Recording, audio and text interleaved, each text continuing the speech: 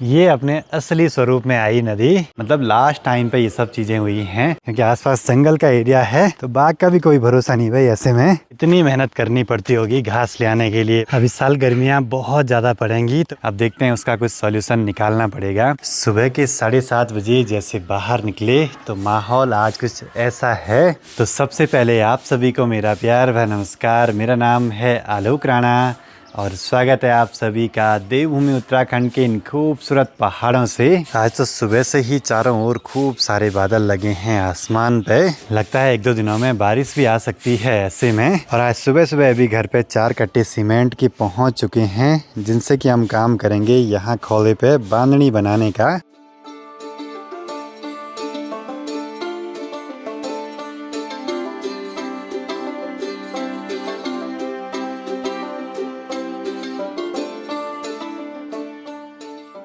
गर्मियां बढ़ने के साथ साथ आसपास के माहौल में धुंध भी लगातार बढ़ती जा रही है और माहौल को देख के लग रहा है कि इस साल गर्मी बहुत ज़्यादा पड़ेगी। बाकी आजकल घर के आसपास इन खेतों में खूब सारी हरियाली है जो कि कुछ समय में पीलेपन में बदल जाएगी जैसे ही गेहूं की ये फसल पक के तैयार होगी। बाकी सुबह सुबह ऊपर अपने गांव का माहौल कुछ ऐसा है, बिल्कुल शांत सा। कल मैंने आपको बताया था ना कि घर पे एक बड़ी सी गड़बड़ हो गई है। हुआ कुछ ऐसे कि वॉशरूम में मैंने पानी का प्रेशर चेक किया कि गीज़र से कितने फुट से पानी आ रहा है, नॉर्मल में कितना आ रहा है। और कल ही शायद वो गीज़र वाली लाइन खुली है और एक वॉशरूम में पता नहीं क्या हुआ, अंदर पाइप फट गई शायद, या जहाँ पे एल्बो रहती है, ब्रास एल्बो, वो फट गई। कुछ भी पता नहीं चल रहा है। पूरा पानी दिन भर पीछे गैलरी में जाता रहा। शाम को देखा मैंने कि ये पानी कहाँ से आ रहा है। फिर अंदर चेक किया तो वहाँ टाइल के बीच में जो गैपिंग रहती है उनके थ्रू भी पानी बाहर आ रहा है। पूरा गीला गीला सा माहौल।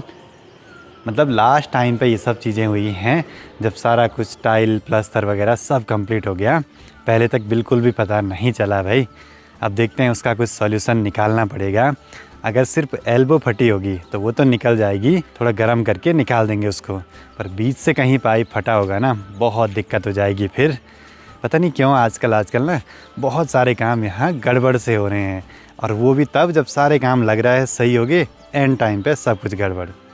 ऐसा हो रहा है भाई, बहुत मुसीबतें हैं। एक चीज़ है, आजकल गांव के आसपास सिर्फ पक्षियों का शोर सुनाई देता है। ध्यान से सुनिए। अभी ये कांच भी चेंज कराने हैं जो भी फूटे हुए हैं, और 1-2 पीस अपने पास एक्स्ट्रा लेके भी रखने हैं। कभी भी फूट सकते हैं भाई, क्योंकि जो ये लकड़ियाँ हैं ना, ये जगह लेती हैं, भटकती हैं, तो इनका कुछ भी भरोसा नहीं। एक बार ना ये रेलिंग का काम हो जाए, उसके बाद पूजा और हवन वगैरह करवा के घर में शिफ्ट हो जाएंगे अच्छे से, तो फिर कोई भी टेंशन नहीं रहती है। जो भी नज़र वगैरह लगी होगी कहीं से भी, सब दूर हो जाएगी। क्यों हो रहा है ऐसे?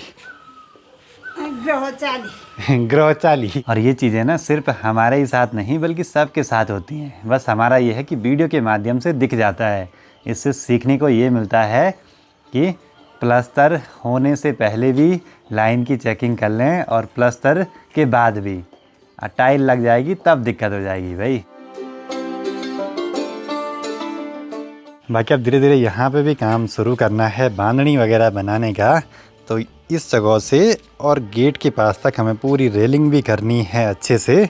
तो उसके लिए एंगल वगैरह देख रहे हैं। अभी पहले से रेलिंग के लिए छोटे छोटे क्लैंप रखे रहेंगे तो फिर कोई दिक्कत नहीं होगी बाद में। इस बचे हुए टुकड़े को हम कुछ ऐसे रखेंगे यहाँ पे। एक बारी अब चलते हैं परवाड़ी वाले घर पे माँ को छोड़ने के लिए। फिर यहाँ पे बांधनी का काम तो अब 2-4 दिन में हो ही जाएगा। सबसे पहले इन एंगल पे एल क्लैंप लगा के आना है, जो कि हम कंक्रीट में दबा पाए बाद में इनको रेलिंग करने के लिए। जिस दिन छत पड़ी थी उस दिन भी मेरी बड़ी दौड़ भाग हुई थी इन एंगल को लेके।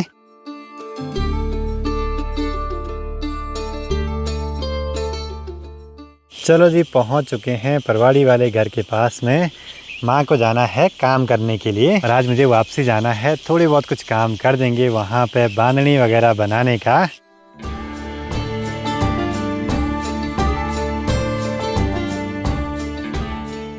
अरे वाह, आज तो चमत्कार ही हो गया। नीचे नदी में देखिए फुल पानी छोड़ा हुआ है। ये अपने असली स्वरूप में आई नदी। बढ़िया लग रहा है भाई ऐसे नदी को देख के।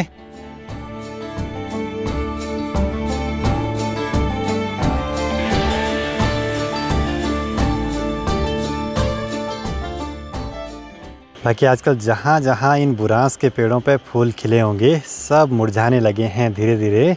और इस जगह पे देखिए ये रोपवे सा बना हुआ है, काफ़ी पहले बना था यहाँ पे। जिस टनल से ये नदी चुन्नी बैंड तक पहुँचती है, जब उस टनल का काम स्टार्ट हुआ था ना, तो उसी टाइम ये रोपवे भी बना था यहाँ पे। इसे सामान वगैरह लटका के सीधे नीचे नदी के पास तक पहुँचा देते थे।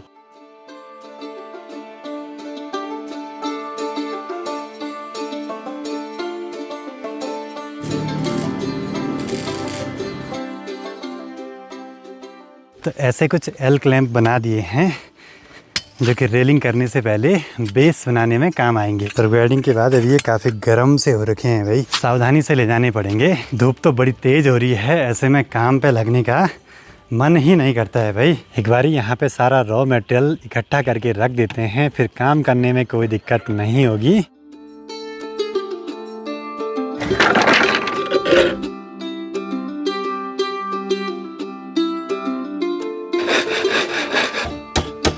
काम तो होते रहेंगे। एक बारी माँ को लेने के लिए चलते हैं परवाड़ी वाले घर की ओर, फिर लंच यहीं पे बनेगा। माँ अभी देखिए पैदल आ गई। इतनी तेज़ धूप होने के बाद भी देखिए गांव की महिलाएं इतनी मेहनत करती हैं भाई। ने परवाड़ी से ला रेवल।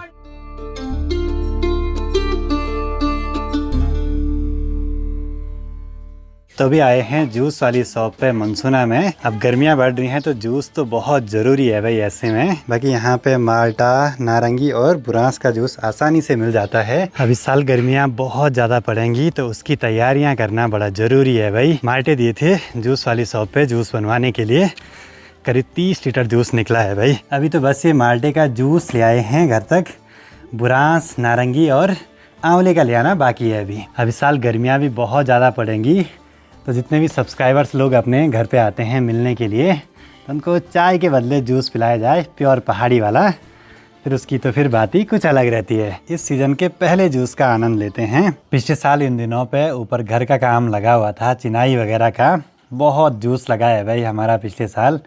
मतलब हफ्ते भर में एक 5 लीटर का डब्बा ले आते थे। बाकी आप सोच रहे हैं कि आज यहाँ जितनी बांधनी हो सके बना देते हैं। सुबह 8 बजे वाली स्कूल लगी है आजकल और दिन में करीब 1 बजे छुट्टी हो जाती है। माँ का आज रिचार्ज हुआ ख़त्म है। बनाना तो आसान बिल्कुल भी नहीं है। एक मिनट भी वीडियो देखने नहीं दी है। माँ पहले बटन वाला फ़ोन चलाते थे, जब से टच वाला फ़ोन ले आए ना तब से यूट्यूब वगैरह देखते हैं। अब रिचार्ज ख़त्म हो गया तुरंत बंद हो जाता है। माँ बोली बल कंपनी वाले बल ज़रा भी नहीं दे रहे बल और बल बहुत आदत खराब हो गई। हाँ, कंपनी वाले वही होते ना, एक बार आदत दिलाते हैं तेज स्पीड वाले नेट की, फिर जब आदत पड़ गई तब डालो रिचार्ज उसमें, तब देंगे हम सर्विस।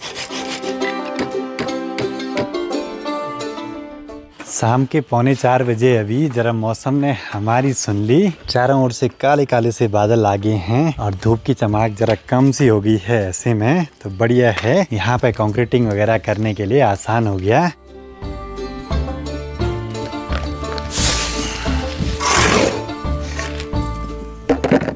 अब सारे ईंट के टुकड़े काम आ जाएं यही बढ़िया है। हर ईंट के टुकड़े को घर तक ले आने में बहुत मेहनत लगी है भाई। आज सभी मिल बांट के काम कर रहे हैं।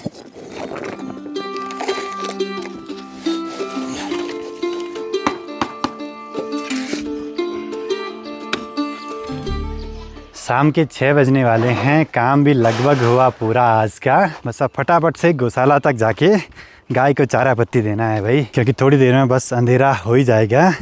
फटाफट से वहाँ के काम करने बड़े ज़रूरी हैं, क्योंकि आसपास जंगल का एरिया है तो बाघ का भी कोई भरोसा नहीं भाई ऐसे में। चलो जी, गौशाला के काम तो हुए पूरे। अब मेन काम है दरवाज़ा लगाना। हमारी तो सिर्फ एक गाय है, सोचिए जिनके बहुत सारे मवेशी पाले रहते होंगे, उनको कितनी मेहनत करनी पड़ती होगी घास ले आने के लिए, पानी ले आने के लिए। बाकी गौशाला की छत में माँ ने छोटे छोटे बीज बोए थे जो कि धीरे धीरे होने लगे हैं पौध के रूप में। हम निकल पड़ते हैं घर की ओर वापसी। सही समय से आया यहाँ पे 3 गौशालाएँ हैं। दोनों गौशालाओं में तो जल्दी से दरवाजे लग गए थे, बस हमारी गौशाला रह गई थी खुली। और शाम होते ही जंगली जानवरों का डर भी बना रहता है मवेशियों को। इस वाले घर पे शाम के टाइम पे मात्र आधे घंटे का काम। बाकी देखिए आजकल गुलाब के फूल भी खिलने लगे हैं खूब सारे, और इतने सारे फूल सिर्फ एक ही गुलाब की पौध पे। आज दिन भर काम करके थकान सी लगी, शाम को इधर आने का मन तो नहीं था, लेकिन मैंने कहा मैं फटाफट ये काम निपटा के आ जाऊंगा जल्दी से। अब हम ऐसे बीच में आगे हैं, ना इस घर को छोड़ सकते हैं ना नए वाले घर को, तो दोनों पे आना बड़ा ज़रूरी है, दोनों की देखभाल करना भी बड़ा ज़रूरी है।